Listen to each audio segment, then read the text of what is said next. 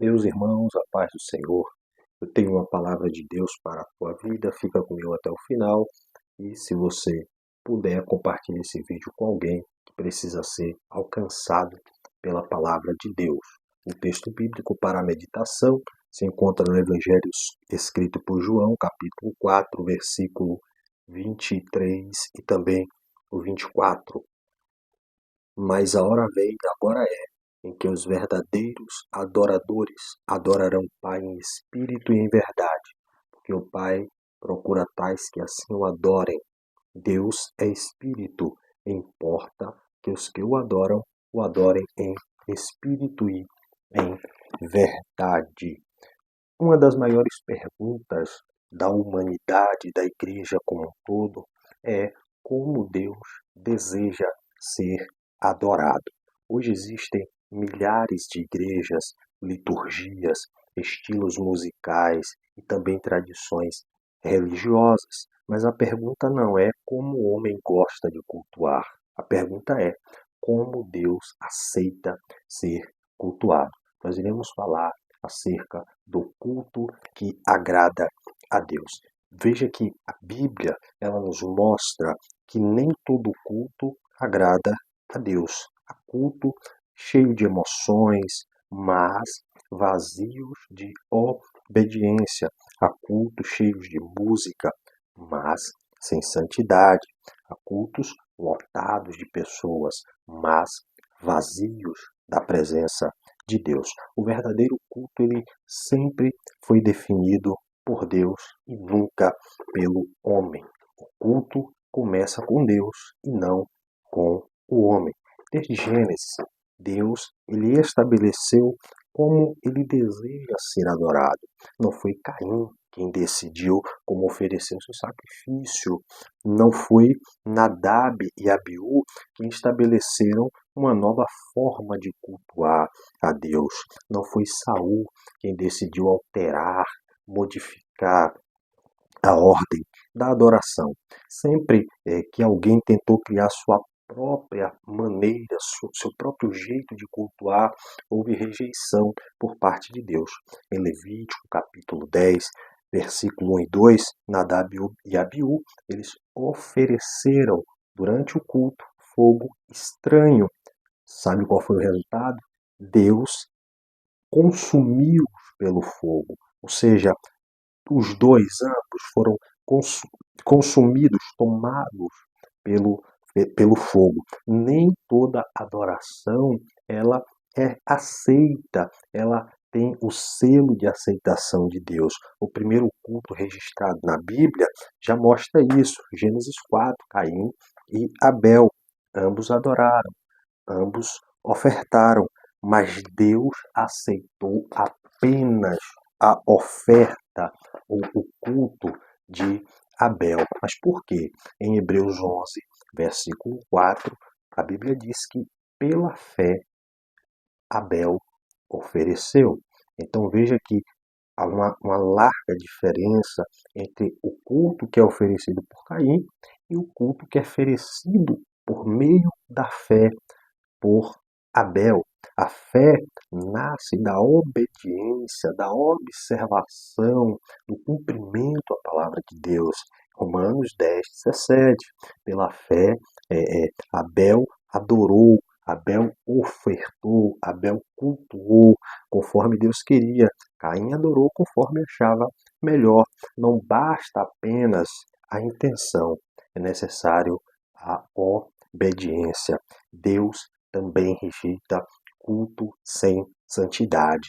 Israel fazia muitas festas religiosas, cantavam, salmodiavam, sacrificavam, celebravam, mas Deus declarou em Amós, capítulo 5, versículo 21 a seguir: aborreço as vossas festas, ou seja, os seus cultos, os seus festejos estão sendo rejeitados por Deus.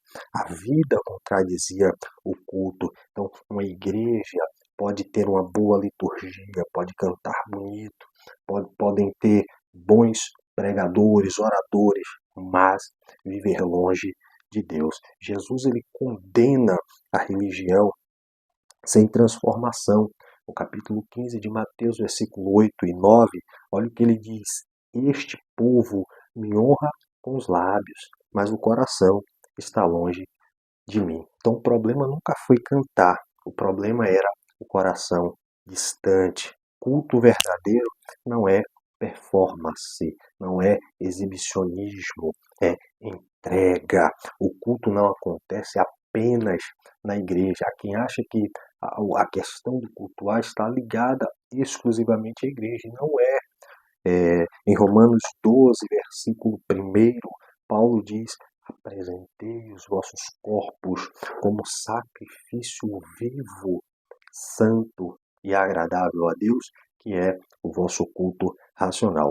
Paulo chama isso de culto da razão, o culto racional. O verdadeiro culto termina ou continua quando a reunião entre pessoas termina.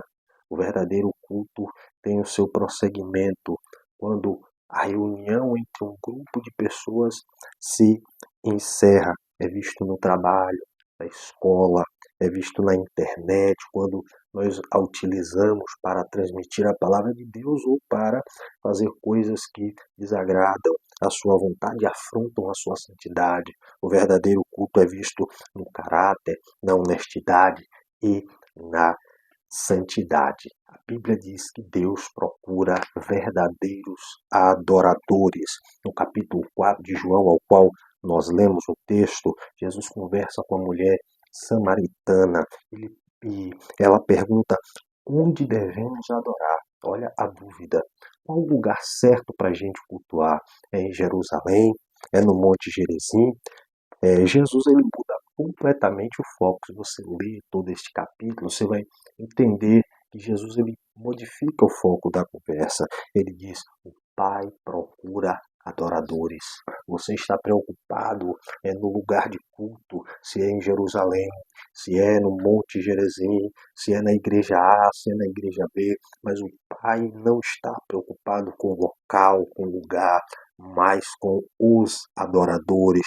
Observe, Deus não procura lugares, nem templos, nem denominações. Ele procura pessoas que estejam dispostas para o adorar, primeiramente em espírito. Mas o que é adorar em espírito? Adorar em espírito aqui não significa apenas uma emoção, significa um coração regenerado, uma ação do Espírito Santo na vida da pessoa, uma sinceridade, uma comunhão verdadeira. Não é teatro religioso, é vida espiritual. Isso é adorar, é cultuar em espírito. Agora, o que é o adorar em verdade? A palavra é a verdade. Jesus declarou em João 17:17, a tua palavra é a verdade. Então, o verdadeiro culto, ele tem que ter a Bíblia Sagrada. Hoje estão tirando a parte que pertence à pregação, que pertence à exposição das Escrituras, estão enxertando com música, com canções, com corinhos, estão deixando de lado o que verdadeiramente faz a diferença, o que fortalece o crente, que é a exposição da palavra, generalizando em muitos lugares, está assim. Jesus diz: a tua palavra é a verdade, portanto não existe culto verdadeiro, sem submissão às escrituras. Sentimento sem verdade produz engano, é muito emocionalismo, é muito sentimentalismo, mas pouca exposição da palavra. Deus quer ambos. Agora existe um perigo também na questão da tradição. Em Mateus capítulo 15, versículo 6, Jesus diz: invalidais a palavra por causa da vossa tradição. Muitas pessoas preferem seguir costumes antigos que foi passado de geração a geração, mas nunca perguntaram: será que isso realmente está na Bíblia? Será que isso realmente é a vontade de Deus? Está nas Escrituras? Olha quantos segmentos humanos, né? Hoje tem denominação que você não pode ter barba, tem denominação que você não pode é, cortar a ponta do seu cabelo, tem denominação que você não pode fazer a sobrancelha para a mulher, é claro, mas outras coisas que são mais importantes são deixadas de lado, como o amor, a caridade, como o olhar para o próximo e amá-lo, como assim mesmo preferem seguir os costumes e as tradições humanas. A tradição humana jamais pode substituir ou estar acima da palavra. Temos o exemplo da igreja primitiva, Atos 2:42, mostra que aquela igreja perseverava na doutrina, na comunhão, no partir do pão e nas orações. Observe o foco, não havia entretenimento, não havia essa questão do espetáculo, o centro era Cristo. Hoje, muitas igrejas estão colocando telões para antes do culto assistirem uma partida de futebol e logo depois, não sei com que clima, não sei com que sentimento de temor, dizer que vai glorificar e servir a Deus. Hoje estão trazendo entretenimento para dentro das igrejas e eu, como alguém que foi alcançado pelo poder da palavra, eu digo isso aqui com toda a certeza e convicção. Não é o entretenimento que vai salvar o jovem, não é o entretenimento que vai libertar a prostituta, não é o entretenimento dentro das igrejas que vai fazer uma pessoa mudar de vida, não é isso. O que vai fazer uma pessoa mudar de vida é a pregação do Evangelho através de uma ação direta do Espírito Santo. O verdadeiro culto produz a transformação. Isaías viu Deus. Qual foi o resultado? Reconheceu seu pecado, foi purificado e foi enviado.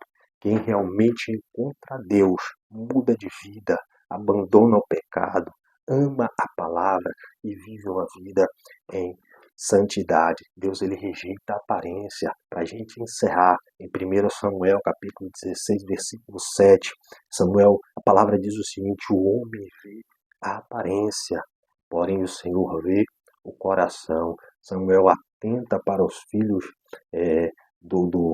me foge a memória agora, ali, mas ele atenta para a aparência dos irmãos de Davi, ele atenta para o que está fora, mas Deus diz para ele o seguinte: eu olho para o que está dentro, eu olho não para os filhos de Jessé, os maiores, os mais fortes, mas eu olho para o que está dentro dos filhos de Jessé. Podemos impressionar pessoas, mas nunca enganaremos a Deus.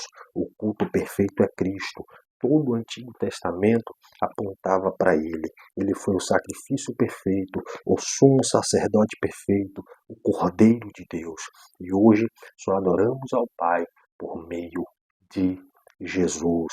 Temos livre acesso pelo sangue de Jesus. O escritor aos Hebreus, no capítulo 10, versículo 19, nos diz isso. Então, para a gente encerrar, o verdadeiro culto, ele não depende de um templo, de uma denominação, de um estilo musical ou de uma cerimônia, uma liturgia. Ele nasce de um coração transformado, fundamentado na palavra e rendido a Cristo. Que possamos nos apegar às Escrituras e entender que o verdadeiro culto, ele não está ligado a tradições humanas, mas a um coração verdadeiro voltado inteiramente para o Senhor. Deus nos abençoe e que essa palavra possa tocar o teu coração. Paz do Senhor.